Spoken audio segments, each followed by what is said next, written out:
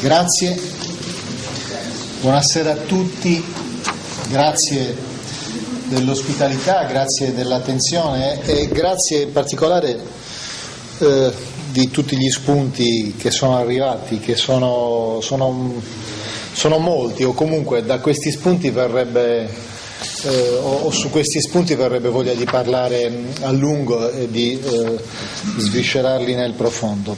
Proverò a farlo cercando di mantenere anche un minimo di sintesi, cercando di mantenere un minimo di senso logico al discorso, e poi se non dovesse essere sufficiente, insomma, sono disponibile anche per eventuali ulteriori precisazioni, domande e quant'altro. Grazie Sindaco per l'accoglienza, per l'ospitalità, grazie per le parole che hai speso, so che sono parole convinte e so che dietro c'è anche tanto lavoro che abbiamo fatto insieme in uno spirito di leale e reciproca collaborazione, e credo che questo sia un esempio virtuoso di collaborazione tra istituzioni. Purtroppo non sempre è la stessa cosa, è stato citato il difficile rapporto con lo Stato, è stato citato a ragione. Proverò a raccontare un po' anche delle cose che succedono su quel livello. Certo è che se ci fosse un atteggiamento diverso, un approccio diverso, se ci fosse un approccio che è quello che stiamo mettendo in pratica qui ad Arzachena, ma non solo ad Arzachena, anche in tante altre realtà della Sardegna, un approccio nel quale ci si sente comunità, ci si sente parte di una comunità, si condividono i problemi di quella comunità, perché condividerli significa lavorare insieme verso le soluzioni, lavorare verso un obiettivo comune. Se ci fosse maggiormente il senso della comunità, credo che le cose andrebbero meglio e lo Stato italiano avrebbe tanto da imparare a vedere come lavoriamo qui in Sardegna e come siamo capaci di lavorare con i nostri sindaci. Sono diversi gli argomenti che sono stati posti, parto quasi dalla fine, diciamo così, parto dai trasporti. Non sto a fare un ragionamento generale di inquadramento del problema, che è il problema generale che vive la Sardegna, perché in qualche modo poi è stato richiamato anche negli interventi che mi hanno preceduto. I due sindaci l'hanno detto, il sindaco di Sant'Antonio in particolare: viviamo un momento di crisi straordinaria. È una crisi che non è solo della Sardegna, è una crisi dell'Europa e del mondo intero. Gli esperti dicono che è la più grave crisi dal 29 ad oggi, quindi oggettivamente le economie soffrono e soffrono maggiormente i territori che hanno debolezze strutturali, e noi purtroppo anche per quel caso di slealtà di Stato che dura ormai da oltre 60 anni, di debolezze strutturali ne abbiamo moltissime, a incominciare da quella che è data dalla condizione di insularità, che di per sé è anche una cosa bella, è quella che fa isola, quella che fa la nostra terra, quell'insieme meraviglioso e straordinario, ma nello stesso tempo è anche fonte di svantaggi sul piano della competizione, e sono svantaggi ai quali non si è ancora messo mano in termini seri, in termini concreti. Uno di questi, il primo, che deriva dalla condizione di insularità, è quello dei trasporti. Si è parlato dei trasporti e noi sui trasporti stiamo cercando di impegnarci molto. Lo stiamo facendo perché abbiamo due necessità. La prima è quella di consentire a tutti i sardi di avere quel diritto alla mobilità che è costituzionalmente stabilito e previsto e sancito, e che dovrebbe consentire a noi sardi di sentirci italiani al pari di tutti gli altri fratelli d'Italia, e quindi avere la possibilità di raggiungere il territorio, il continente, con le stesse modalità con cui un milanese può arrivare a Roma e può scegliere di andarci in aereo piuttosto che in auto o in ferrovia e così via. Noi non abbiamo questa possibilità di scelta, ma dobbiamo avere una possibilità di accesso alle infrastrutture per la mobilità a prezzi convenienti. L'altro aspetto per cui è fondamentale, e sono entrambi molto importanti, è quello che deriva dal nostro mercato. La Sardegna è un territorio che ha 1.600.000 abitanti, sono pochi, siamo pochi, non facciamo massa critica, non riusciamo ad avere massa critica per avere un sistema delle imprese, una base produttiva che riesca a fare sinergie, che riesca a fare economie di scala. Abbiamo un mercato troppo ristretto. Badate come è differente la situazione per esempio tra la Sicilia e la Sardegna, e parte della differenza è data dal numero di abitanti. Lì sono oltre 6 milioni, sono 4 volte più di noi, e il fatto di essere tanti consente loro anche di avere maggiore potere contrattuale. Non sarà un caso se hanno un livello di infrastrutturazione che è totalmente diverso dal nostro, oltre a essere isola per modo di dire, perché noi abbiamo una distanza dal continente che dal punto più vicino sono 120 miglia, loro sono a un tiro di schioppo, 120 miglia marine. Trasporti, che cosa stiamo facendo, come ci siamo battuti per i trasporti?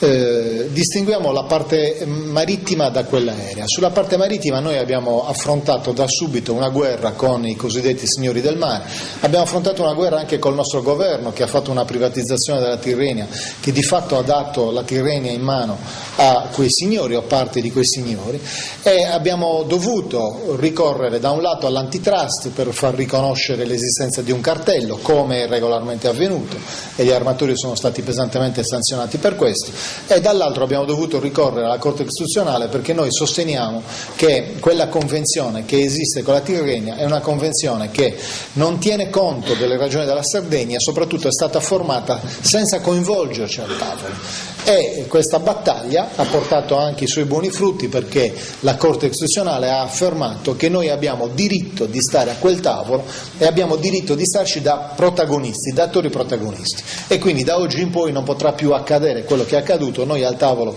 ci siamo a pieno titolo e diritto, però chiediamo di più, chiediamo altre due cose. La prima, chiediamo che la competenza che oggi è al Ministero delle Infrastrutture e dei Trasporti venga trasferita alla Regione insieme alle risorse, perché è evidente che nessuno meglio della Regione può pianificare quello che deve disporre la Convenzione dei trasporti marittimi, perché da quella pianificazione nasce la pianificazione anche delle altre infrastrutture. Fate il caso per esempio delle infrastrutture per la mobilità, per la viabilità stradale.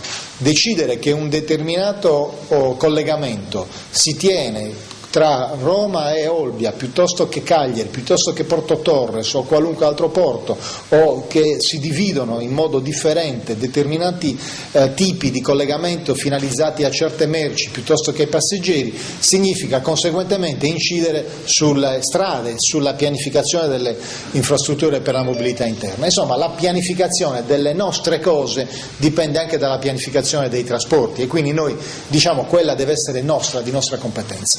La seconda cosa che chiediamo la stiamo chiedendo all'Europa.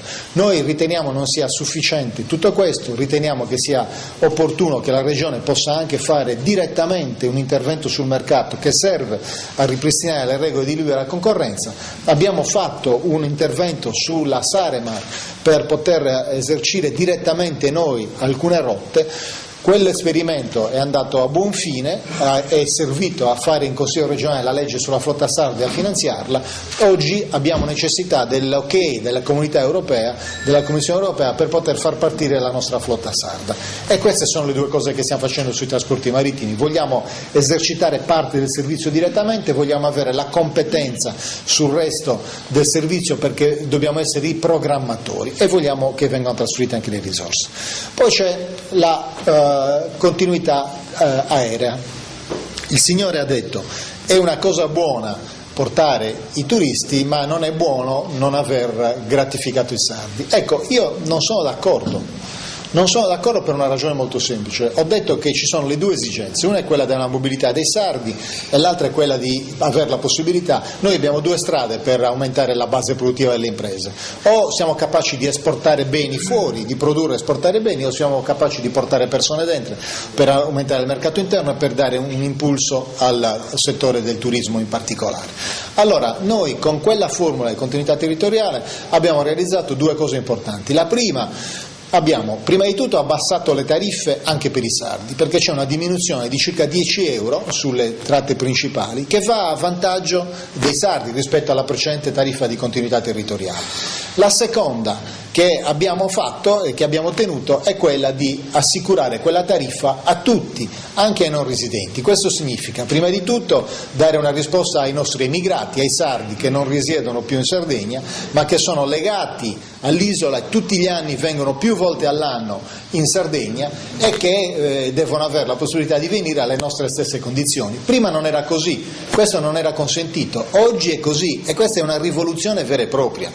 L'altro aspetto fondamentale è quello di poter fare in modo che vengano turisti in Sardegna. La Sardegna compete col resto del mondo, il resto del mondo è molto avanti e nel resto del mondo si riesce ad arrivare a tariffe più convenienti e si trovano strutture che grazie anche al blocco dell'edilizia realizzato dal PPR negli anni scorsi hanno servizi, hanno beauty farm, hanno centri congressi, hanno tutti quei servizi che fanno la differenza e che spesso orientano il turista ad andare da una parte piuttosto che dall'altra. Portare un turista in Sardegna significa far sì che ci sia una persona che viene in Sardegna e che spende denari in Sardegna. Che cosa significa spendere denari in Sardegna? Significa dare lavoro, far funzionare le aziende sarde, i ristoranti, gli alberghi, il commercio, l'agroalimentare. Significa che ogni turista, e questo lo dicono i dati ufficiali della Banca d'Italia, mediamente sta in Sardegna 5 giornate e spende intorno ai 100 euro al giorno. Se noi consideriamo che quei 500 euro sono lavoro, sviluppo, ma poi anche imposte, perché su quelle somme vengono pagate le imposte sia dirette che indirette, quelle tornano al bilancio regionale, ci rendiamo conto che per noi è un affare per i conti della regione, per il lavoro, per le imprese sarde. Quindi portare la gente qua a buon prezzo non significa fare un favore a un continentale a danno di un sardo, significa fare un favore a noi stessi, significa dare la possibilità alla nostra economia di svilupparsi, di avere clienti, di avere occupazione e lavoro.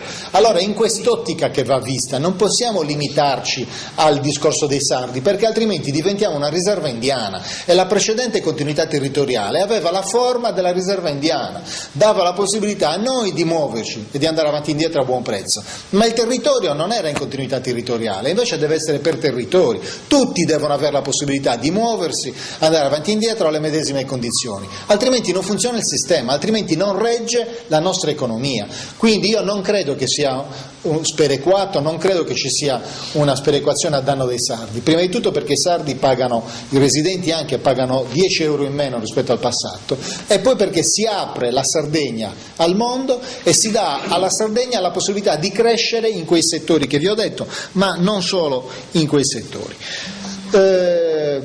La crisi dà una situazione di difficoltà e diceva il sindaco c'è un bisogno disperato di credere, bisogno disperato di guardare al futuro e soprattutto con riferimento a quelli che sono i piccoli centri, i comuni, soprattutto quelli dell'interno che si stanno spopolando, i piccoli comuni, nei quali lo Stato entra a gamba tesa e in qualche modo cerca di spogliarli continuamente di funzioni, vengono chiusi gli uffici postali, vengono chiuse gli uffici delle banche e pian piano si realizza quel fenomeno dello spopolamento delle zone dell'interno verso le zone costiere. Questo fenomeno probabilmente non riguarda direttamente il comune nel quale ci troviamo, ma attenzione, perché se un sistema non è equilibrato e se funziona male una parte del territorio, se ci sono criticità forti sull'interno, queste criticità poi in un sistema che lavora per vasi comunicanti si ribaltano anche nel resto del territorio.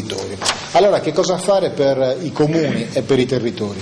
Noi abbiamo oggi un'occasione straordinaria. L'occasione straordinaria è data da quel processo voluto dai cittadini, che è quello che ha voluto l'abolizione delle province, tutte e 8 le province, che deve vedere l'amministrazione regionale fare una norma che trasferisca quelle funzioni ai comuni e alle unioni di comuni. Bisogna approfittare di quel momento per rafforzare i comuni, dare queste nuove funzioni e creare la possibilità per andare controcorrente rispetto a quelle che sono le abitudini o comunque l'orientamento attuale del livello nazionale. Ma poi non basta, perché non è sufficiente e corretto dire eliminiamo un livello, quello provinciale, risolviamo così, abbattiamo i costi della politica, trasferiamo ai comuni, abbiamo fatto una bella operazione. No, dobbiamo essere capaci di guardare in casa e di vedere che cosa succede anche in casa, dentro Mamma Regione. Che cosa succede? Dentro Mamma Regione è stato richiamato dal signore che ha fatto riferimento a quel problema legato alla spiaggia per i disabili, per la quale do immediatamente una risposta.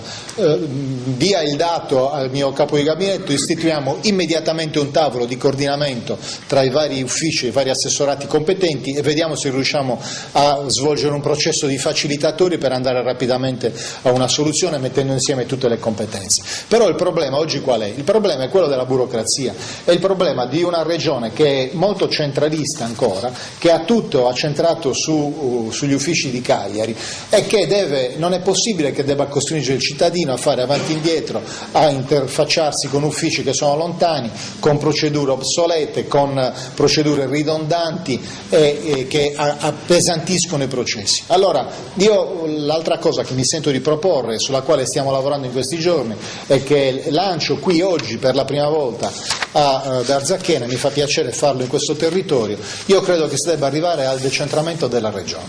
Io credo che la regione, così come si è eliminato il livello provinciale, adesso si possa prendere il livello regionale e spalmarlo nei territori. Quindi se è vero, come è vero, che in Gallura c'era un edificio all'interno del quale c'è una provincia che viene eliminata e vengono trasferite le competenze ai comuni, come questo deve avvenire in Gallura, come deve avvenire a Oristano, a Nuoro, a Sassari, a Cagliari, dappertutto, è vero che quegli uffici li possiamo riempire con uffici regionali, trasferiamo assessorati sui territori, decentriamo la regione e sulla Gallura io credo che sarebbe una proposta opportuna di immaginare il trasferimento dell'assessorato al turismo. Io penso che questa possa essere una strada vera di decentramento, che significa ridare dignità ai territori, significa ripartire le competenze sui territori, significa non abbandonarli ma far sì che ci sia veramente una regione che è distribuita nel territorio. Ci sono ancora alcune cose importanti che avete citato, cercherò di accelerare magari per dar lo spazio anche per un secondo giro.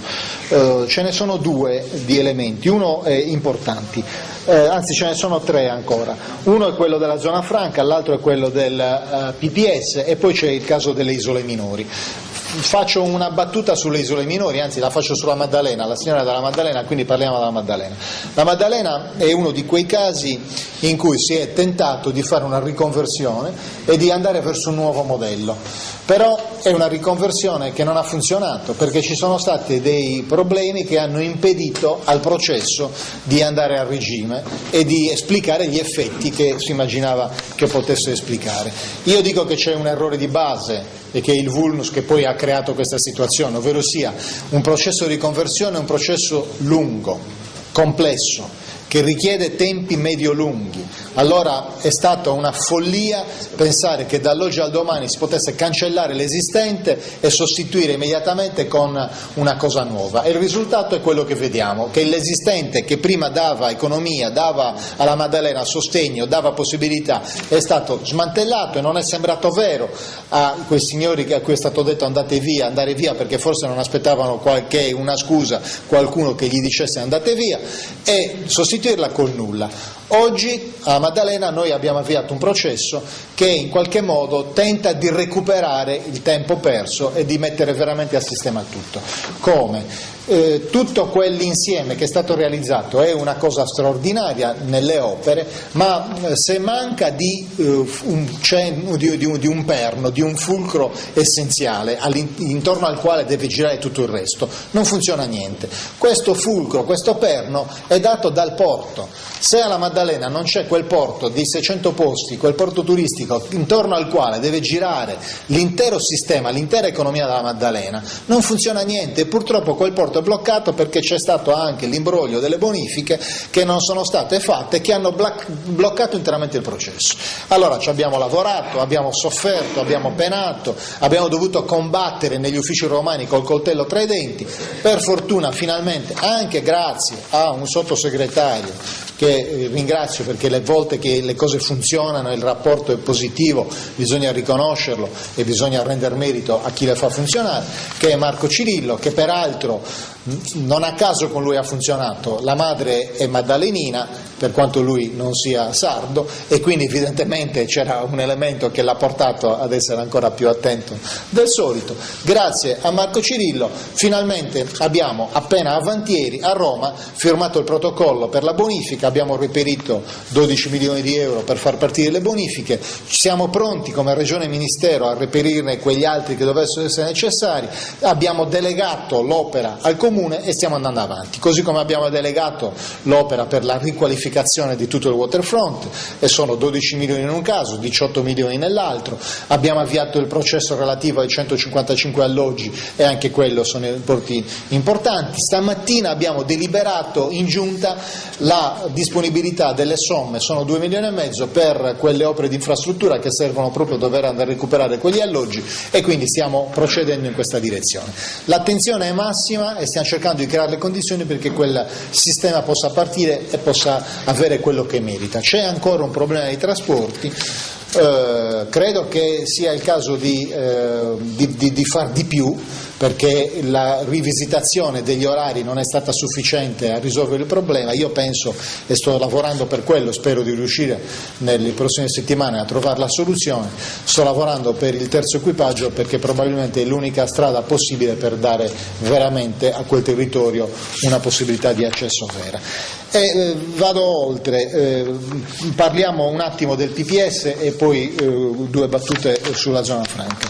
Il PPS, qualcuno dice è un'operazione elettorale, perché ci state arrivando adesso, perché non l'avete fatto prima? La differenza è molto semplice, si poteva fare prima se avessimo voluto adottare il sistema del PPR, ovvero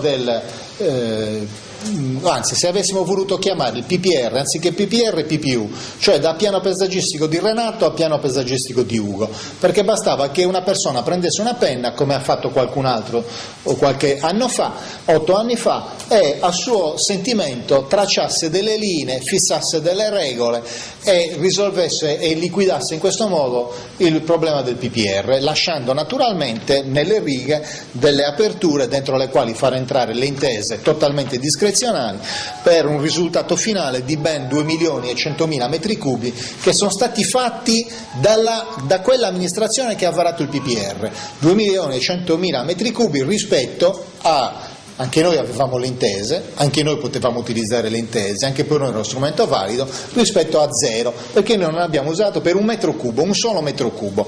Allora questo lo voglio dire subito perché mi sento in questi giorni, per il lavoro che abbiamo fatto, accusato di essere un cementificatore. Allora chiariamo subito chi sono i cementificatori. Il livello, l'accezione di cementificatore si deve valutare dalla storia di ciascuno di noi, da quello che ha fatto uno e quello che ha fatto l'altro. 2.100.000 metri cubi di uno, 0 metri cubi l'altro, e questo è un dato oggettivo, lo può vedere e rilevare chiunque. Dopodiché il PPR era un insieme di divieti, anzi un unico divieto confuso che dava confusione al territorio, che identificava 10.000 beni identitari di cui non si aveva contezza, che non si sapeva quali erano, dove erano localizzati, per cui si arrivava a situazioni paradossali del tipo, sicuramente ci sono 1000 esempi anche qui per Arzachena, ve ne cito uno di Cagliari che dà bene l'idea, ma ce ne sono 10.000 beni identitari, abbiamo rilevato 6.000 errori. Su 10.000, 6.000 errori, e stiamo parlando di un territorio che per il 60%, la Sardegna, era interamente vincolato, e in quel 60% abita l'80% della popolazione, quindi 1.300.000 abitanti che si sono trovati con un processo, una possibilità di insediamento abitativo totalmente bloccata, quindi la Sardegna era bloccata. Faccio il caso della Grotta della Vipera a Cagliari, l'ho detto altre volte, ma è significativo, lo voglio richiamare. La Grotta della Vipera nelle mappe del PPR precedente era individuata in un punto distante 800 metri dal punto in cui si trovava, con quale risultato? Che i palazzi e quello che c'era intorno alla posizione presunta, dove non c'era niente, erano totalmente vincolati.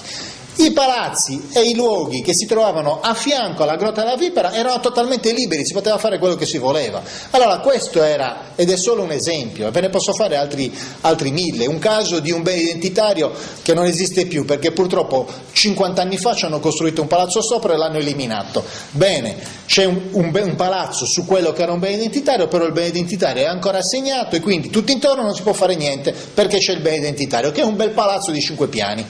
Allora, questo era il risultato a cui ha portato il PPR, questo è il risultato di blocco totale. Noi che cosa abbiamo fatto? Abbiamo eliminato completamente tutto questo perché abbiamo fatto la ricognizione puntuale, bene per bene, di 10.000 beni, che sono stati tutti mappati, individuati, georeferenziati.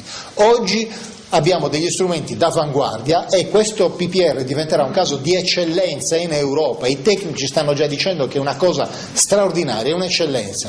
Ci saranno strumenti modernissimi, potrete prendere il vostro telefonino con un'applicazione che si trova regolarmente, si può installare, inquadrate tipo macchina fotografica il territorio. Se io lo avessi qua e ce l'avessi inquadrata qua, potrei, qual è un bene identitario qui il più vicino, uno qualsiasi, un monumento, un uraghi che si trova qua. Allora, se io avessi quel programma facendo così, mettendolo in quella posizione, verrebbe fuori un puntino con scritto qual è il bene identitario. Cliccherei sopra, mi darebbe tutte le specifiche del bene identitario. Oppure, sempre col telefonino, posso camminare sul territorio e mi avvisa nel momento in cui sto arrivando al bene identitario e appena supero il vincolo, ma lo supero di 10 centimetri, ci metto il piede dentro, mi dice che sono dentro il vincolo. Allora, tutto questo non c'era solo totale e assoluta confusione e non si poteva fare niente perché era tutto bloccato da questa cortina fumogena dove era divieto tutto, ma non si sapeva quali fossero i divieti veri e quali fossero quelli falsi. Oggi non c'è più questo problema, oggi è tutto chiaro. Oggi c'è la cartografia digitale, oggi ciascuno di noi può vedere su internet, può avere lo strumento, l'ho consegnato al sindaco per quanto riguarda il territorio di Arzachena, ma è reperibile sui siti e potete vedere anche con un'informazione stratificata quali sono le diverse realtà e i diversi vincoli con programmi che vi consentono di attivare o disattivare i vincoli e quindi la mappa che ha con delle retine che si aprono e che dà perfetta e totale chiarezza. Allora noi per fare questo lavoro che cosa abbiamo fatto? Abbiamo adottato il metodo del confronto, della partecipazione, abbiamo avviato prima un percorso con i comuni, con gli ordini professionali, con le associazioni, con tutti coloro i quali sono ritenuti i cosiddetti stakeholder, i portatori di interesse, e questo confronto, i cui risultati sono sul sito della regione, ci sono i verbali, ci sono le foto, ci sono anche dei video, è tutto trasparente e pubblico, è durato quasi 3 anni, noi abbiamo discusso con tutti 3 anni e abbiamo visto quali erano tutte le criticità. Dopo questa fase abbiamo messo a punto le linee guida per la revisione, le abbiamo portate in Consiglio regionale, esposte al Consiglio regionale che ne ha preso atto, dopodiché siamo andati al MIBAC e noi non avevamo l'obbligo di andare al MIBAC perché noi applichiamo il nostro statuto che ci dà competenza primaria in materia paesaggistica. Questa competenza è stata confermata anche dalla Corte Costituzionale, l'ultima sentenza del 2009. Però siccome volevamo fare le cose per bene, volevamo la massima condivisione, siamo andati al MIBAC, abbiamo stipulato col MIBAC un protocollo e abbiamo deciso che ci fosse un'attività comune di copianificazione che durasse 210 giorni.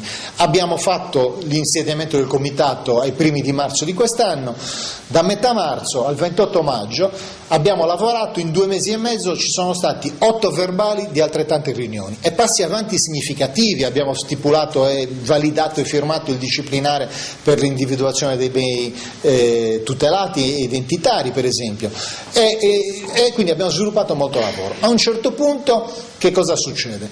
Succede che dal 28 di maggio in poi si blocca tutto, ci fanno andare deserte le riunioni, non si presentano senza neanche avvisarci, delle poche riunioni che si fa non si può fare niente, non firmano neanche il verbale e dal 28 di maggio a oggi in 5 mesi un verbale, un solo verbale. 8 verbali, 8 riunioni nei 2 mesi e mezzo precedenti, una riunione, un verbale nei 5 mesi successivi. Che cosa è successo da quel momento in poi? Che è cambiato il ministro, che è arrivato il signor Brai, che è un allievo di Settis, padre del PPR precedente, e hanno fatto un ingresso a gamba tesa ai politici. L'ho denunciato ieri in una conferenza stampa, anche perché leggo su un quotidiano in modo molto, come dire, innocente e banale, il sovrintendente che dice che tutto è nelle mani del ministro, una procedura che è di competenza dell'organo tecnico amministrativo, nella quale noi non siamo mai entrati, non abbiamo neanche bussato alla porta del comitato per chiedere come va, tutto bene, come state procedendo, non ci siamo permessi neanche di bussare alla porta. Invece quelli cosa fanno? I risultati di quel lavoro li trasferiscono sul tavolo del ministro, che blocca tutto. Allora questo è avere considerazione per il territorio, questo è avere considerazione per la nostra autonomia, questa è leale collaborazione tra le istituzioni. L'unica concessione che voleva fare, e che poi, voglio dire, è stata annullata, io mi sono rifiutato di farla, era quella di venire qui in Gallura a fare un giro in elicottero dei luoghi, perché per vedere cosa poteva essere l'impatto dei progetti che ci sono in corso in Gallura, quasi che il PPR sia una cosa che significa Gallura e non invece tutta la Sardegna, perché tutta la Sardegna sta aspettando risposte, anche la Gallura, ma tutta la Sardegna, e quasi che ci fosse qualcuno, e ce n'era un altro che aveva il vizio di fare i giri in elicottero, che ha la scienza infusa, ha la verità in tasca, ed è lui che decide, guardando i territori, questo si può fare, questo non si può fare. Ma dove siamo? Allora è chiaro che quel processo che noi abbiamo avviato volontariamente, che speriamo che si possa comunque ancora concludere, siamo disponibili per concluderlo in un clima di leale e corretta collaborazione, vogliamo lavorare a quei tavoli, vogliamo che vadano avanti, che non siano bloccati dal politico di turno, vogliamo che producano risultati, fermo restando che siamo per farlo andare avanti quel processo. Nel frattempo, scaduti i 210 giorni che quel protocollo dava come tempo massimo, abbiamo adottato i nostri atti legittimamente, come previsto dalla legge, come previsto dallo statuto. Abbiamo adottato in prima adozione provvisoria il nuovo PPR, il PPS, perché si chiama, prima era il piano paesaggistico di Renato, adesso è il piano paesaggistico dei Sardi, lo abbiamo voluto chiamare così ed è il piano di tutti. Oggi è approvato in via definitiva, da stamattina è tutto pubblicato anche sul Buras, è a disposizione di tutti, scattano i tempi, ci sono 60 giorni per vederlo, per fare le osservazioni. Qualunque cittadino può fare un'osservazione, può dire cosa ne pensa, può rilevare se ci sono errori, criticità o comunque fare le sue considerazioni. Nel frattempo si conclude anche nei 90 giorni la valutazione ambientale strategica, che non c'era, invece abbiamo fatto anche quella, perché siamo estremamente rispettosi e facciamo anche la valutazione ambientale strategica, e il territorio e il piano arriverà a conclusione e i territori potranno avere finalmente risposta. Qual era un indice straordinario del fatto che le cose che non andavano? Che quel PPR originario prevedeva delle norme di salvaguardia che dovevano durare un anno e che erano messe lì provvisoriamente perché nel frattempo i comuni dovevano adeguare il PUC al PPR. Bene, i comuni che hanno adeguato il PUC sono stati 8 su 377, solo 8 sono riusciti ad adeguare il PUC. Nel frattempo le norme di salvaguardia che dovevano durare un anno sono durate 8 anni. Ma che cos'è questa? Certezza del diritto, ma queste sono regole, questo è buon senso. Allora, un'altra delle cose che abbiamo cambiato e che abbiamo rivisto completamente la procedura per l'approvazione dei PUC è una procedura semplificata, e i comuni avranno 18 mesi di tempo per, in via semplificata, fare l'adeguamento del PUC, e quindi riusciremo finalmente a dare ai territori gli strumenti, e sono i territori che tornano ad avere la palla e a essere titolari di queste decisioni, come è giusto che sia, che siano i territori. Questo è quello che deve accadere, questo è quello che facciamo, questa è la differenza tra noi e gli altri, tra i centralisti e chi invece vuole decentrare e vuole dare la possibilità ai territori di decidere e di essere artefice del proprio futuro. Questa è la differenza tra ieri e oggi, e noi questa impostazione la difendiamo con le unghie e con i denti, è una nostra competenza. Ringrazio il Signore che si offre disponibile per supportare la Giunta, per far valere i propri diritti a Roma o dovunque. Dobbiamo unirci, dobbiamo essere uniti, dobbiamo far valere valere i nostri diritti. Noi non siamo mai andati col cappello in mano davanti a nessuno a Roma a chiedere, siamo andati a rivendicare i nostri diritti. Quando è stato necessario ci siamo andati con il coltello tra i denti, semmai. Ma mi creda che quando ci andiamo sempre col cappello, non in mano, ma lo teniamo in testa il cappello. E sono loro che se lo dovrebbero togliere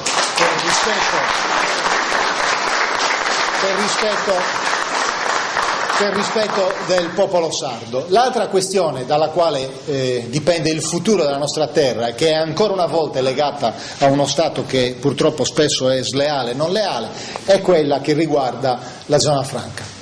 Noi abbiamo fatto un percorso sulla zona franca, un percorso faticoso, sono stati tantissimi comuni che hanno deliberato in questa direzione, noi abbiamo comunicato alla Unione Europea, alla Commissione, la nostra volontà di istituire nel territorio la zona franca integrale. In questi giorni abbiamo assunto anche le delibere previste dal decreto legislativo per la delimitazione e abbiamo interpretato estensivamente la norma e abbiamo esteso la zona franca all'intero territorio regionale. Siamo andati in Europa, abbiamo parlato col commissario Tajani, ho parlato col responsabile del servizio giuridico della Commissione Europea che si occupa di queste cose. Tutti mi hanno detto che il percorso è fattibile, che l'Unione Europea è disponibile, che è un percorso che si può fare tranquillamente. Da chi dipende? L'Europa l'ha anche scritto, dallo Stato che deve fare sua questa proposta, la deve comunicare all'Europa, deve comunicare che noi siamo territorio extradoganale e deve rendere operativo tutto lo sforzo e il lavoro che noi stiamo facendo. C'è molta disinformazione purtroppo ancora intorno a questa cosa qua, perché si dice, io spesso vengo fermato da gente che mi dice ma che cosa aspetta a firmare il decreto per la zona franca? Magari se io avessi una possibilità di firma di un decreto l'avrei firmato non oggi, l'avrei firmato mesi fa. È il governo che deve firmarlo e mi preoccupa questo fatto, perché al tavolo col governo ci siamo andati, siamo riusciti ad avere un tavolo, siamo riusciti perché siamo andati a Roma tutti insieme, perché c'erano i sindaci, perché abbiamo protestato, abbiamo manifestato davanti a Montecitorio e ci hanno aperto il tavolo, ci hanno dato il tavolo, abbiamo iniziato le discussioni, abbiamo incontrato l'Agenzia delle Dogane, abbiamo interloquito. Però che cosa mi sento dire che mi preoccupa? Ma se lo diamo alla Sardegna, poi la Sicilia, ce lo chiede anche la Sicilia, poi verrà la Val d'Aosta, come se fossero cose confrontabili, la Sicilia, la Sardegna, la Val d'Aosta e la Sardegna. Allora, è un diritto che è possibile avere, che ci spetta e che dipende dall'Italia. Cari amici, noi siamo stati spesso poco uniti sulle questioni importanti, ci siamo divisi, abbiamo fatto la guerra tra di noi e non siamo stati capaci di mettere insieme le forze. Io su questa battaglia ho fatto un appello a tutte le forze politiche, l'ho fatto anche ai miei avversari, all'opposizione, addirittura al capo dell'opposizione, a Soru, mesi fa ho detto: vieni al mio fianco, anzi vai avanti tu, io ti guardo alle spalle, facciamo una battaglia comune, facciamo una guerra comune, ma solo così possiamo ottenere il risultato. Il risultato è stato che si sono smarcati immediatamente, sostengono che sia un imbroglio, che non funzioni e non fanno niente per ottenere questo risultato. Io credo che non sia un imbroglio, che sia una cosa che funziona. Io credo che la Sardegna sia in una posizione strategica straordinaria, che è il centro del Mediterraneo. Io credo che dall'Europa nei prossimi anni arriveranno movimenti di sistema e di economia importantissimi, dall'Africa, scusate, importantissimi. Oggi ci sono 1 miliardo di abitanti in Africa. Nel 2050 l'ONU dice che saranno 2 miliardi e mezzo, nel 2100 4 miliardi e mezzo. Cambierà completamente lo scenario dell'economia mondiale e di quella euro-mediterranea. L'Europa deve guardare con attenzione e con interesse all'Africa. Qual è il ponte migliore? Qual è lo strumento migliore che può avere l'Europa se non una Sardegna che è più vicina all'Africa dell'Italia, che si trova al centro del Mediterraneo e che con una zona franca può diventare la piattaforma dalla quale puntare i cannoni per le opportunità verso l'Africa. È questa la strada, noi ne siamo convinti, stiamo facendo una battaglia, continueremo a farla. È una delle tante battaglie che stiamo facendo. Io mi sento ancora, come tutti quanti voi, penso sardo, prima di tutto sardo, sono sardo e poi mi sento anche fratello d'Italia. Per l'unità d'Italia i sardi hanno fatto tanto, hanno dato un contributo di sangue importante, voglio ancora credere nell'unità del Paese, ma bisogna che il Paese cambi atteggiamento, bisogna che il Paese ci ascolti di più e bisogna che noi facciamo la voce grossa, ma facendo in casa il massimo possibile per essere uniti, per combattere insieme le battaglie dalle quali dipende il futuro nostro e dei nostri figli. Grazie.